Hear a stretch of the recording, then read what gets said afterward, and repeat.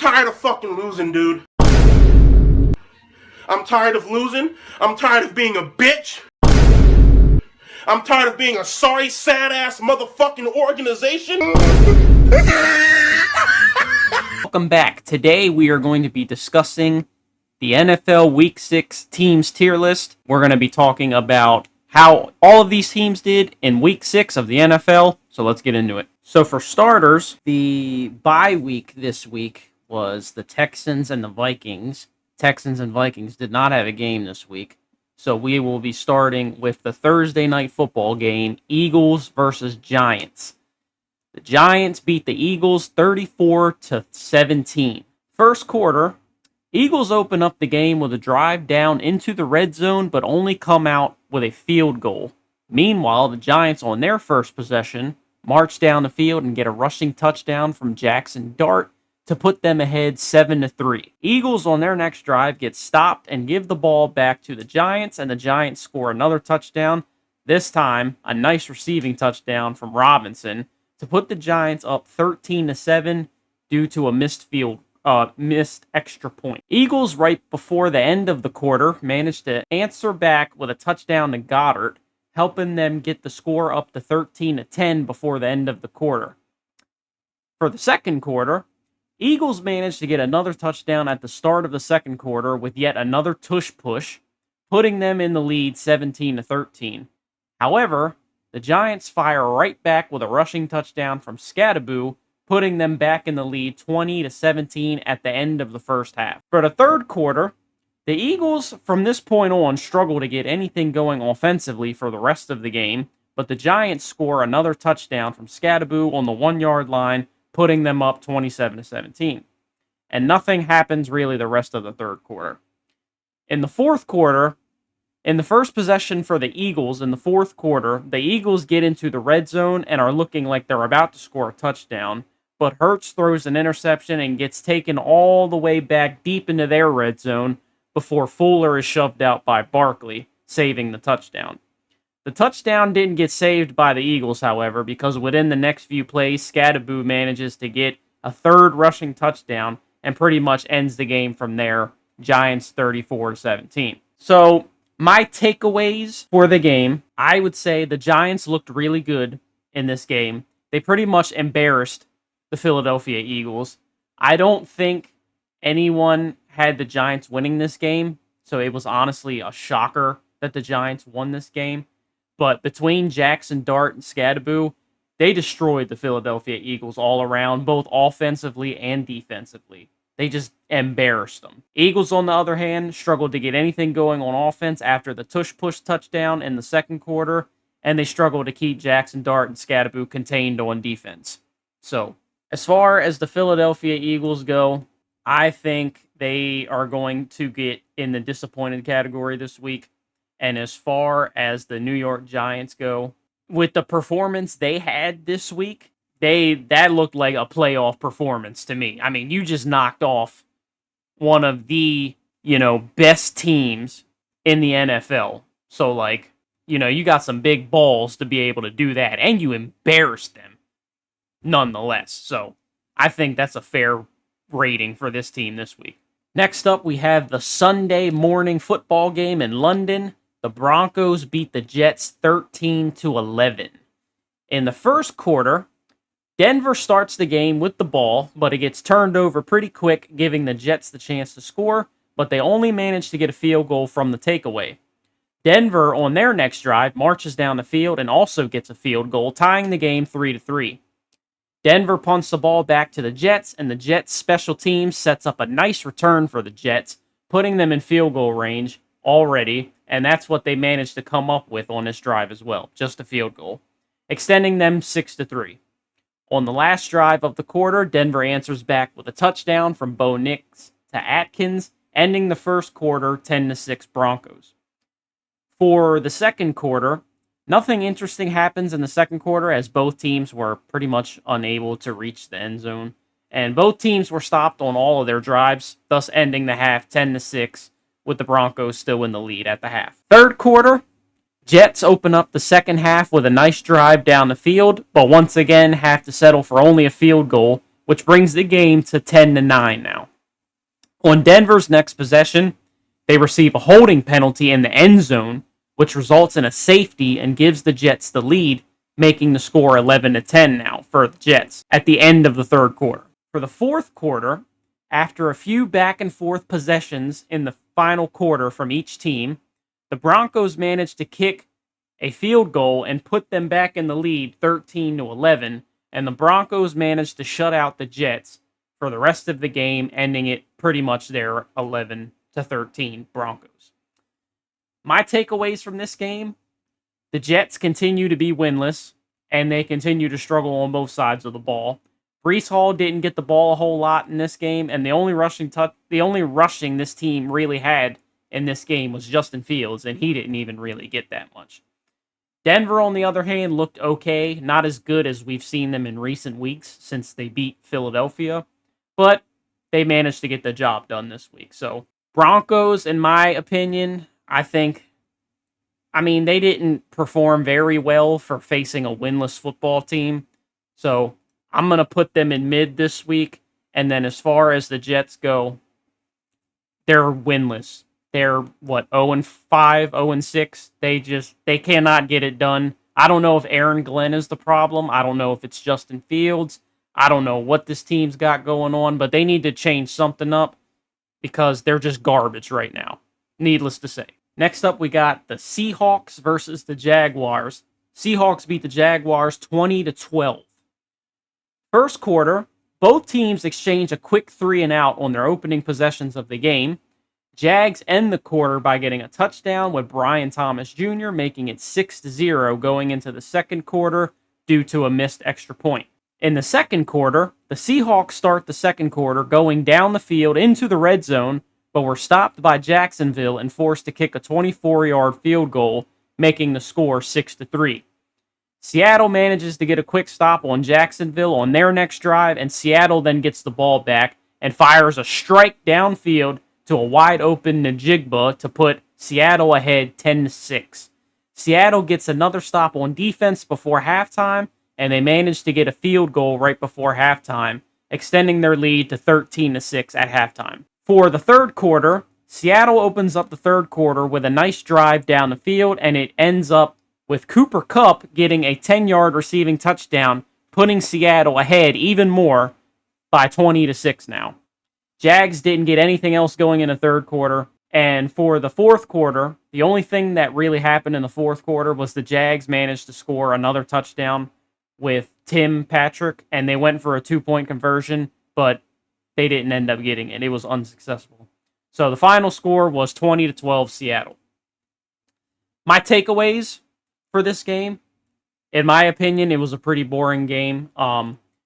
Jaguars struggled to get anything going offensively after an amazing game they had against the Chiefs last week, and Seattle didn't really have anything amazing going on either.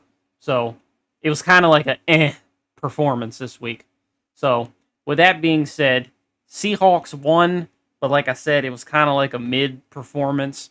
So we're going to put them in mid this week, especially because of how Sam Darnold has been playing recently.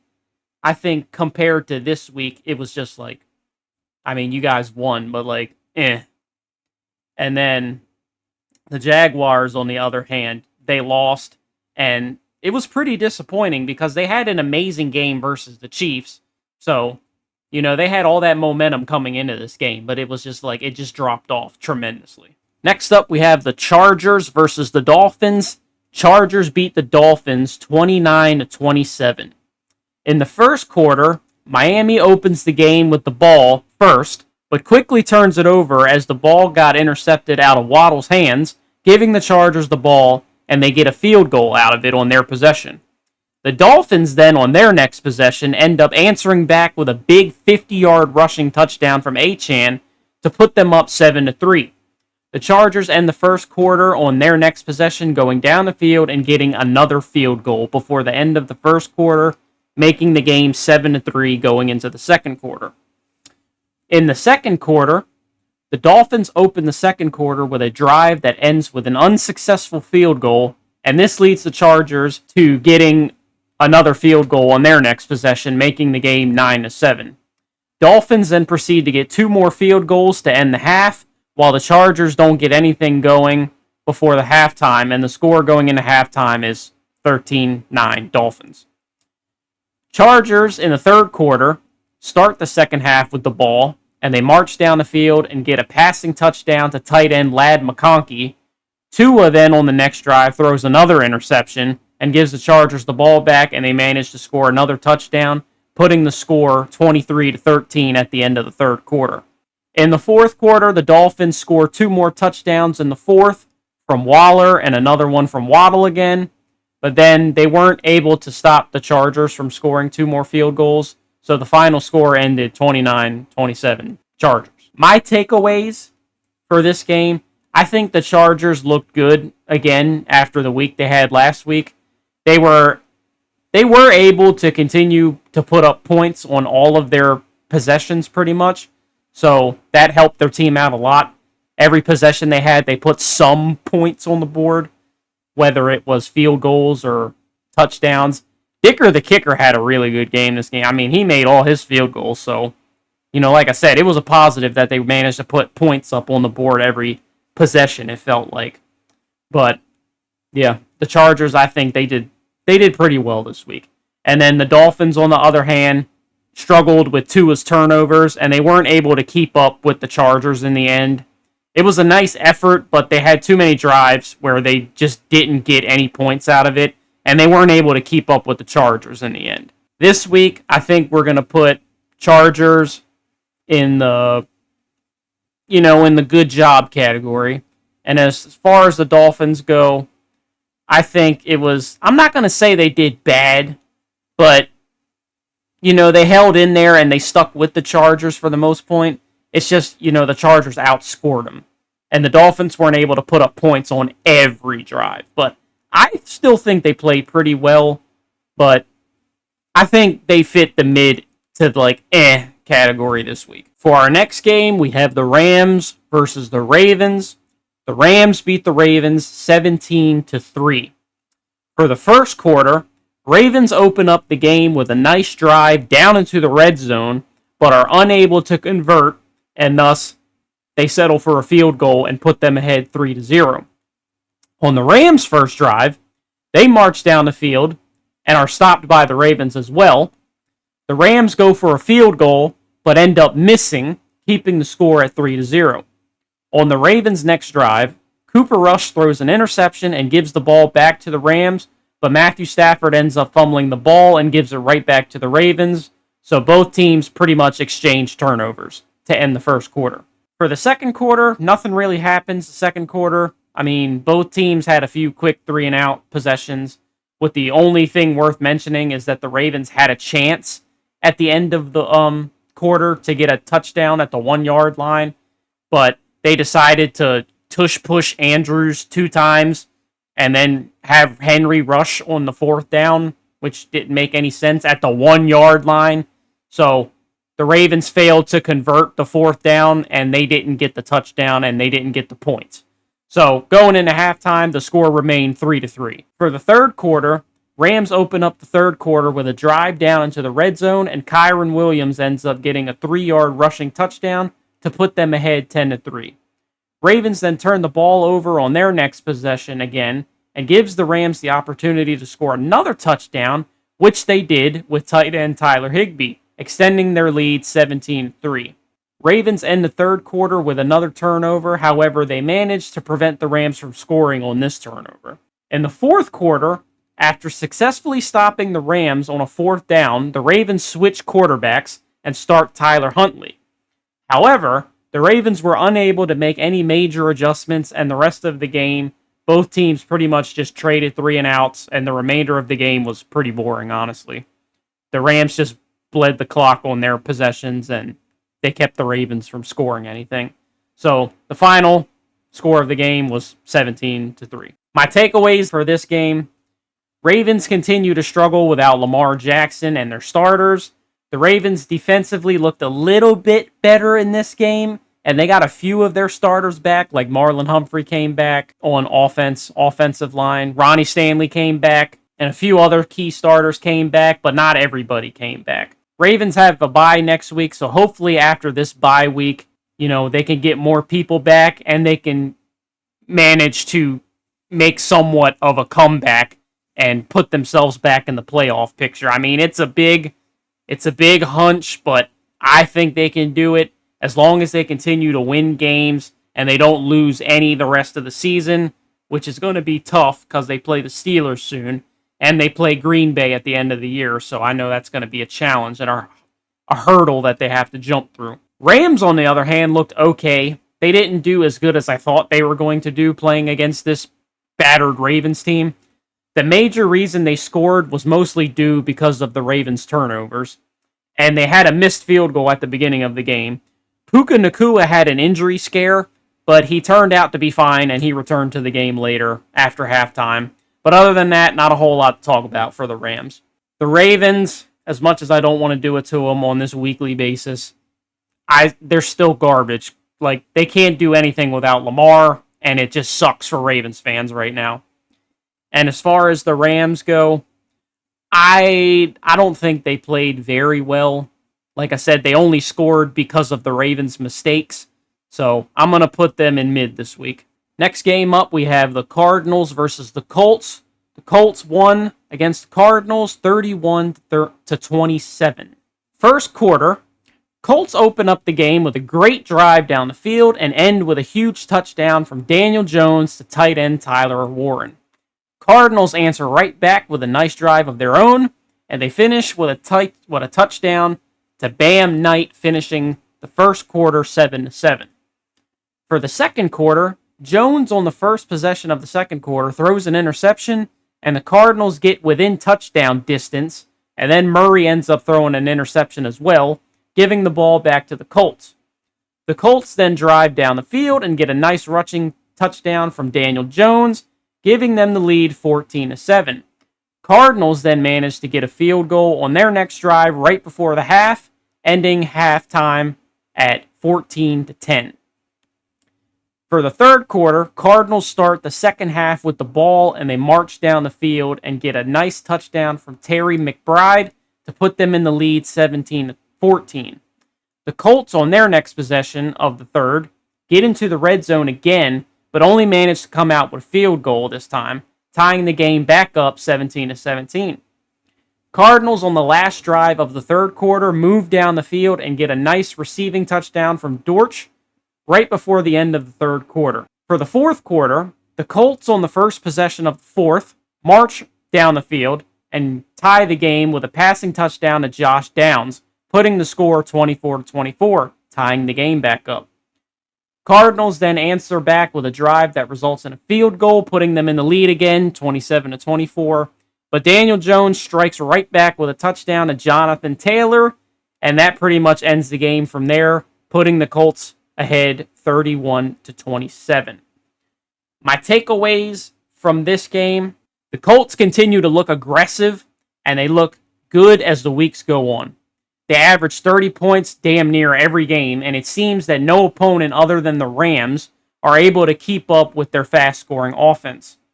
Defense allowed 27 points this game, so that could potentially be an issue, but other than that, they looked terrific this game.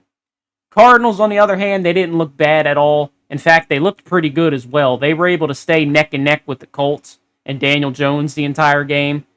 Their key difference was that last drive. I mean, the Cardinals came up with a field goal, whereas Daniel Jones and the Colts got a touchdown. So that was pretty much the deciding factor of the game. With that being said, I think the Cardinals played well. So even though they lost, I still think they played pretty well. So we're putting them in that category this week. And then the Colts, we already know where they're going. They've been playing like a playoff team the last however many weeks, with the Rams game they had being the only exception. Next game up, we got the Cowboys versus the Panthers. Panthers beat the Cowboys 30-27. In the first quarter, the Cowboys start the game with a ball, but get a quick 3-and-out.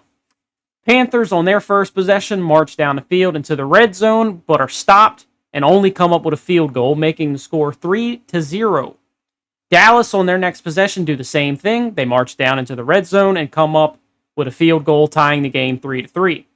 Bryce Young then throws an interception on the next drive and puts Dallas on the 3-yard line.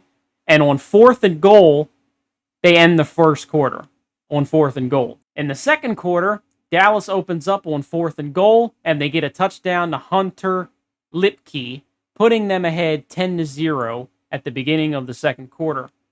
Panthers fire right back on their next possession, however, with a 30-yard touchdown from Young to Macmillan, tying the game back up 10-10. Dallas then, on their next possession, marches down the field and throws a 25-yard touchdown to tight end Jake Ferguson to put them ahead 17-10. Panthers, on their final drive of the half, managed to get down the field, and they kick a field goal, making the score at halftime 17-13 Dallas. In the third quarter, the Panthers start the second half with the ball, and the drive ends with Rico Dowdle getting a huge touchdown to put the Panthers up 20-17. After both teams exchange a quick 3-and-out, Dallas ends the third quarter with a passing touchdown to George Pickens, putting Dallas ahead 24-20 at the end of the third quarter. In the fourth quarter, Panthers on the first possession managed to get down the field and into the red zone, and they get a huge touchdown to McMillan again to put the Panthers back in the lead 27-24. Dallas answers right back with a field goal to tie the game, and on the last drive of the game, Bryce Young, with seconds left on the clock, gets the Panthers in the field goal range, and they end the game, and the Panthers win 30-27. Takeaways from this game: Panthers looked really good in this game against a destroyed Dallas defense. There were too many plays the Panthers players were just left wide open, and the Panthers took advantage of it. Bryce Young did a great job getting the ball down the field, and McMillan played a huge role, scoring 2 touchdowns in this game to help them out and get the win. Bryce, I know I've been making fun of you the last few weeks, and deservedly so, but you embarrassed America's favorite football team. So I'll give you the salute on that one. Good job kicking the Cowboys' ass this week. Dallas, on the other hand, like mentioned previously, their biggest issue right now is defense.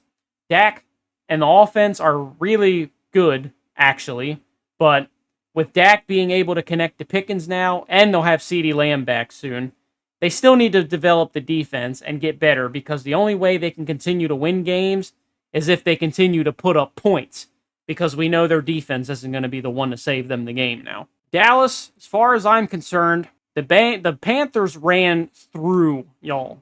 So I'm not going to put you in trash, just because I have some sympathy for y'all. But you should be pretty damn disappointed in yourselves. I mean, it's the Panthers. End of story. And as far as the Panthers go, I think y'all played pretty damn well this week. You beat America's team. I salute you for kicking Dak and the Cowboys in their ass. So good job this week, Panthers. Next game up, we have the Patriots versus the Saints. Patriots beat the Saints 25-19. In the first quarter, Saints start the game with a huge pass down the field to Olave to put them in the red zone, but the Saints were unable to convert the next third down, so they settled for an early field goal to put them ahead 3-0. Patriots on their first drive pretty much recreate what the Saints did. Drake May launches a deep ball down the field to Douglas, except Douglas actually got into the end zone for the touchdown and made the score 7-3. Patriots. Saints on their next possession get a good rhythm going down the field, but had to settle for another field goal, with the score now being 7-6. Patriots, with the last possession of the first quarter, go right back down the field, and Drake May throws a 30-yard touchdown to Kayshon Boutte to end the first quarter 14-6. In the second quarter, Saints start the second quarter with a nice drive down the field, and it ends with a rushing touchdown from Hill to bring the score to 14-13. Patriots fail to convert a fourth down on their next drive, which then gives the Saints the chance to go and score a field goal, putting them back in the lead 16-13. However, it didn't last long, because on the last possession of the drive, Drake May gets the Patriots down the field and sneaks the ball in for a touchdown, and they get a successful 2-point conversion, ending the half 22-16 Patriots. In the third quarter, Patriots start the second half with the ball, and they managed to get down into the red zone, but were unable to convert and had to settle for a field goal, putting the score 25-16. Nothing else really happens in the remainder of the third quarter. In the fourth quarter, Saints start the fourth with the ball and only managed to get a field goal on that drive, and that was pretty much it for the rest of the game. The final score was 25-19 at that point. My takeaways from this game: Drake May continues to look great for the Patriots. Not a whole lot of Stephon Diggs in this game, and in fact, I know fantasy owners are mad right now because he didn't do shit in this game. But Kayshon Boutte stepped up and made a majority of the big plays for the Patriots, and the Patriots are on fire right now. I mean, something snapped when they beat Buffalo, and I think they're going to continue to stay ahead in the AFC East.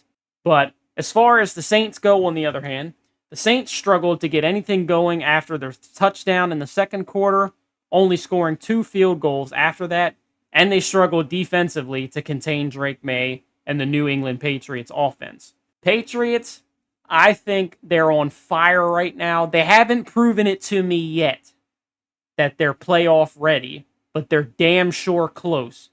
So this week, I think we're putting them in the good job category. You're right there. And then as far as the Saints go, I wouldn't say they played really bad, but they didn't play good either. So I think mid fits the Saints this week. Next game up, we have the Browns versus the Steelers. The Steelers won this game 23-9.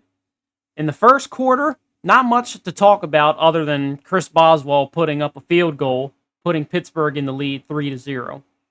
In the second quarter, much like the first quarter, nothing big happened other than Boswell getting 2 more field goals, and the Browns got a field goal right before halftime, making the score 9-3 Steelers.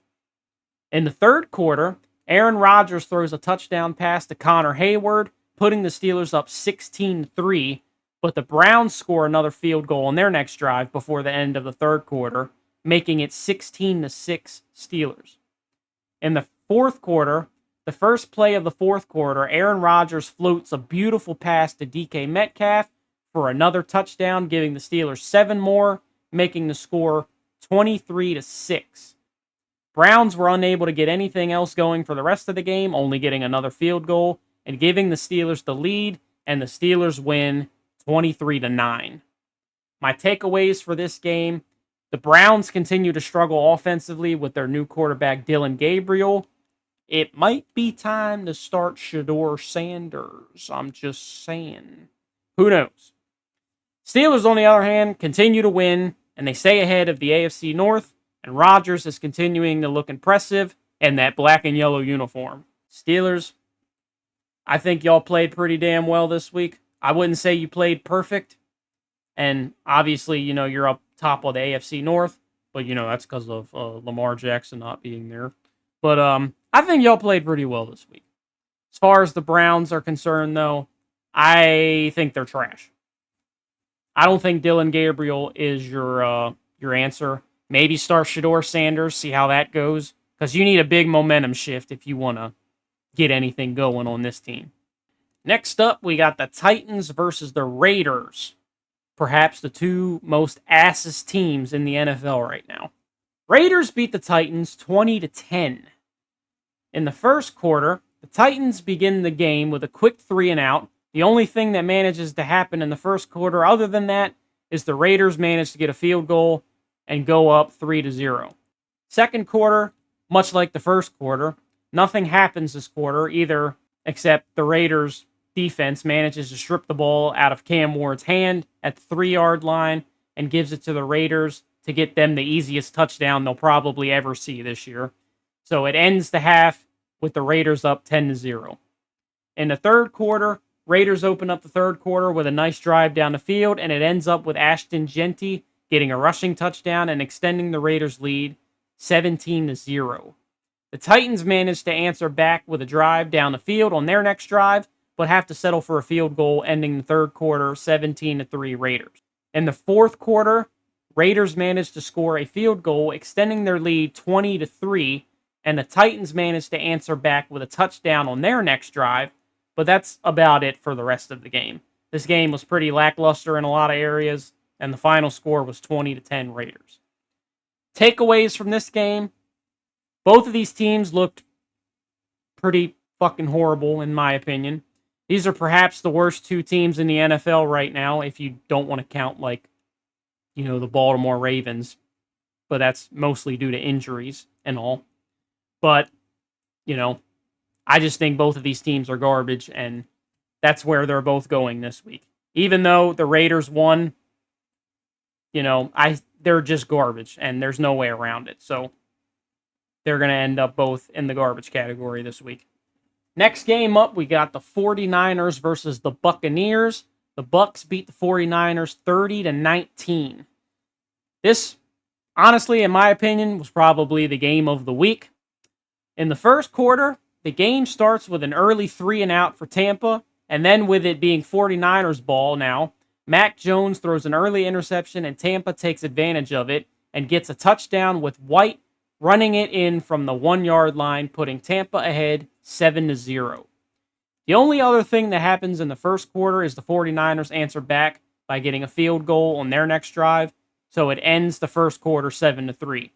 In the second quarter, the 49ers start the quarter with a march down the field, and it ends with McCaffrey getting a rushing touchdown, making the score 10-7. Tampa answers right back on the next drive with Mayfield and Tampa rushing down the field and getting a rushing touchdown for Tucker, putting them back in the lead 14-10. 49ers on their next possession get 3 points, and Tampa ends the half with Baker getting a huge 40-yard touchdown pass to Cameron Johnson. Tampa went for 2, but they failed to convert. 49ers managed to get in the field goal range with seconds left in the half, right before halftime, and they go into the half 20-16, Buccaneers a half. In the third quarter, 49ers opened the third by putting up a field goal, pushing the score up to 20-19. This comeback didn't last long, however, because on Tampa's next drive, Baker delivers an amazing 50-yard touchdown pass to Tez Johnson, extending their lead 27-19 and ending the third quarter. Fourth quarter, nothing really happens in the fourth quarter besides Tampa stopping the 49ers offense from scoring any points, and Tampa manages to get one more field goal, ending the game with a score of 30-19 Tampa Bay.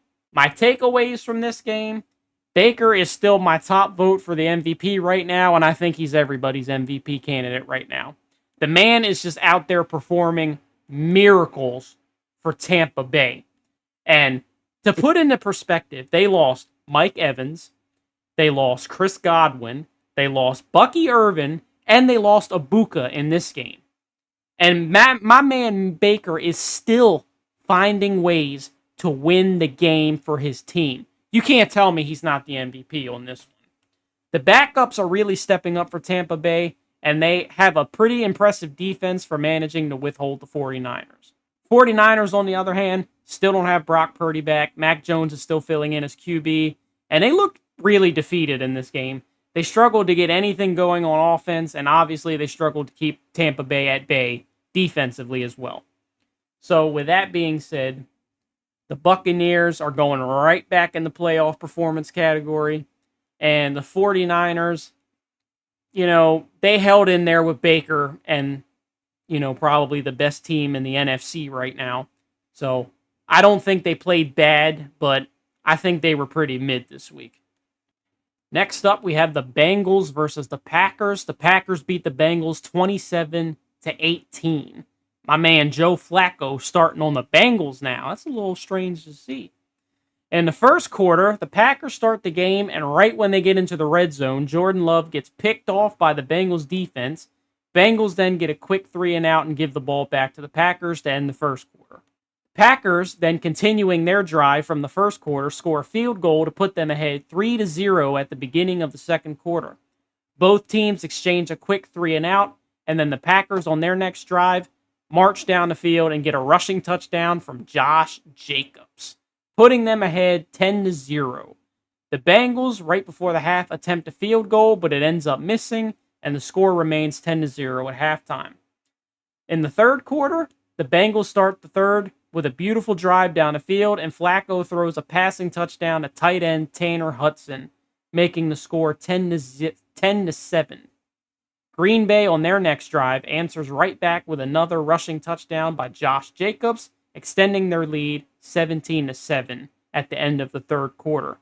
In the fourth quarter, the Bengals open up the fourth with a drive down the field, but only managed to come away with a field goal, making the score 17-10. Green Bay answers right back on their next drive with a 20-yard passing touchdown to Tucker Kraft, extending Green Bay's lead even further now, 24-10. The Bengals fire right back on the next drive with a striking touchdown to Jamar Chase on a 4th and 5, making the score 24-18 now, after a successful 2-point conversion, that is. Green Bay pretty much ends the game from there. They get a field goal on their last drive of the quarter, and there wasn't any time left for the Bengals to get anything else going, so they couldn't really make a comeback after that. So the final score was 27-18 Green Bay.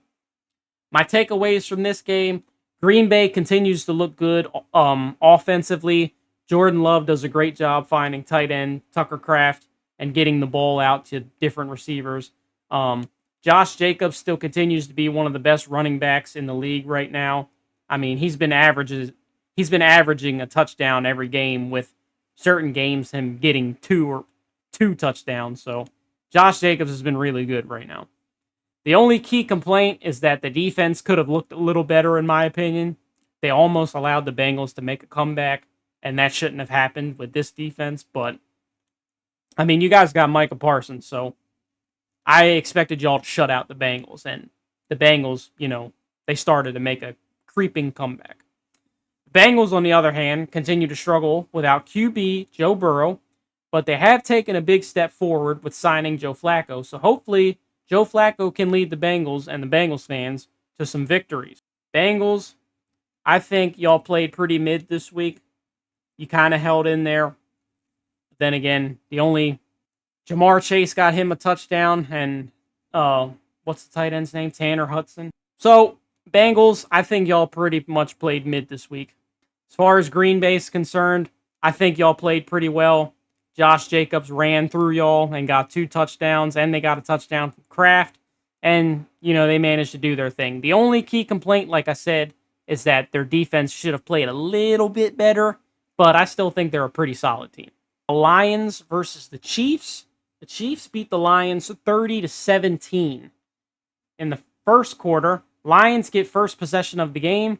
They manage to march down the field and get into the red zone, and on 4th and goal, Lions try a trick play with running back Montgomery throwing a passing touchdown to Jared Goff, but it gets called back because the play was considered to be a penalty. So instead of being up early with a touchdown, the Lions have to settle for a field goal instead. Some bullshit. This drive took almost 10 minutes up in the first quarter. The Chiefs on their first drive also marched down the field. They end with getting a touchdown from Mahomes to Xavier Worthy, making the score 6-3 at the end of the first quarter because Butker missed the extra point on the touchdown. In the second quarter, Lions start the second quarter with a nice run by Montgomery to put the Lions in the red zone, and they finish off with a passing touchdown to Jamison Williams to put the Lions ahead 10-6. Chiefs and the Lions then trade a possession where both teams were unable to convert a 4th down, and the Chiefs end the half by getting a rushing touchdown from Mahomes, making the score 13-10 Kansas City at the half. In the third quarter, the Chiefs get the ball to start the second half, and they march down the field and get a nice passing touchdown from Mahomes to Hollywood Brown to put the Chiefs up 20-10. Both teams then trade a possession where they were unable to convert third downs, and the third quarter ends with the Lions in the red zone with 1st and goal. In the fourth quarter, at the beginning of the fourth on 2nd and goal, Goff throws a passing touchdown to Sam Laporta to put the Lions back in the hunt, now only down by 3. This didn't last long, however, because on the Kansas City's next drive, Mahomes leads them down the field and throws another touchdown pass to Hollywood Brown, extending their lead to 27-17. Nothing else really happens after this because the Chiefs on their next possession get a field goal, and the Lions struggled to get anything going on their last few drives and were unable to get any more points, thus ending the game 30-17. My takeaways for this game, the Chiefs looked really good in the passing game, especially after the travesty that they had last week against the Jaguars. It's been a pretty slow start for Kansas City the first few weeks of the season, but it looks like they're starting to get back into a rhythm. Not much in the run game for the Chiefs, but what they lack in the run game, they make up for in the passing game. And they'll have Rashee Rice back next week, so we'll see what the Chiefs can do next week and moving forward. The Lions, on the other hand, looked good in the first half, but struggled offensively in the second half, with not a whole lot of noise coming from Amon-Ra in this game. And this game really relied on Montgomery and Gibbs in the running game, and the few crucial passes to Williams and Laporta, but it wasn't enough to keep up with the Chiefs in the end. Lions, I thought y'all were going to I'm pretty sure everybody thought the Lions were going to win this game. I was pretty disappointed that they didn't. The fact that their most considerable play in the second half of the game was Laporta getting his touchdown. They pretty much got shut out the entire rest of the game. So I would say I'm pretty disappointed in the Lions, especially because all the games leading up to this, I mean, y'all are dropping 50, 40, 30 points. So you're averaging like 40 points a game, but then you get pooped on by the Chiefs, who have a depleted roster. So it was pretty disappointing, Lions. Come on. And then as far as the Chiefs go, I think they played well. It wasn't a playoff performance kind of game from the Chiefs, but I think they played pretty well. Next up, we got the first Monday Night Football game. It was the Bills versus the Falcons. The Falcons beat the Bills 24-14. In the first quarter, in the first possession of the game, Penix throws a couple of deep passes, and with the help from running back Algier, Falcons go up early on Buffalo 7-0. On Buffalo's first possession, Allen strikes right back with a 46-yard pass to Palmer, followed by a nice first down conversion run by Allen, and then a strike to tight end Dawson Knox to answer right back, making it 7-7. Both teams on their next possession get 3 and outs, but the last possession of the first quarter, the Falcons and Penix march down the field and deliver a nice passing touchdown to Drake London, making the score 14-7 at the end of the first quarter. In the second quarter, Buffalo opens up the second quarter, and the Bills were unable to convert a third down due to Allen getting sacked, and it looked like Allen got hurt from the sack. He was holding his arm in pain, but he was still able to finish the game, and he turned out to be all right. Falcons on their first possession of the second quarter get a huge 81-yard rushing touchdown from Bijan Robinson, making the score now 21-7 Falcons. Both teams on their next 2 drives didn't produce much. However, the last drive of the half, the Falcons produce a huge play with Drake London running down the field right as the clock hit 0, but Drake London got shoved out of bounds at the 1-yard line, taking the play back and taking the 7 points off of the board because they thought he scored the touchdown and they would have went into the half 28-7, but the play got called back and the ref said he was out of bounds. So they go into halftime up 21-7. Falcons. In the third quarter, the Bills open up the third, marching down the field and getting a nice passing touchdown to Ray Davis, making the score 21-14 on the opening possession of the third. Nothing else really happens in the third quarter. Both teams get stopped on their next few possessions, and the Bills were unable to convert a 4th and 2, giving the Falcons the ball right at the end of the third quarter. In the fourth quarter, Falcons kick a field goal in the beginning of the fourth, but it gets blocked by the Bills. The Bills were unable to do anything on their next possession, giving the ball back to the Falcons. Falcons didn't do anything on their next possession, and basically this is how the fourth quarter went until the end of the game. And the Falcons managed to put up 3 more points with 1 more field goal, and Josh Allen threw an interception to pretty much end the game from there. My takeaways for this game, Falcons did a pretty good job pressuring Josh Allen and the Buffalo Bills. They were able to get Allen multiple times, making him have to rush and get his throws out early, and the Bills just looked sloppy because of how many times the Falcons pressured him. And Kincaid didn't play in this game, so they had to rely on this game without their number 1 receiver. And we know Josh Allen loves his tight end. James Cook in the running game also lacked in this game. Not a whole lot of the running game in this game with Buffalo. Falcons, on the other hand, like I mentioned previously, they did a pretty good job pressuring Josh Allen. So that was pretty much the reason they won this game, is because they got him off rhythm, and he had to get his passes out too early, and his receivers weren't ready yet. So they pretty much got Josh Allen and the Bills off the field majority of the time, which helped them win the game. So, with that being said, Bills, I don't know what's going on with y'all. Y'all need to get your shit together. Maybe it was because Drake May, embarrassed y'all or whatever. But I'm pretty disappointed in Bills fans right now.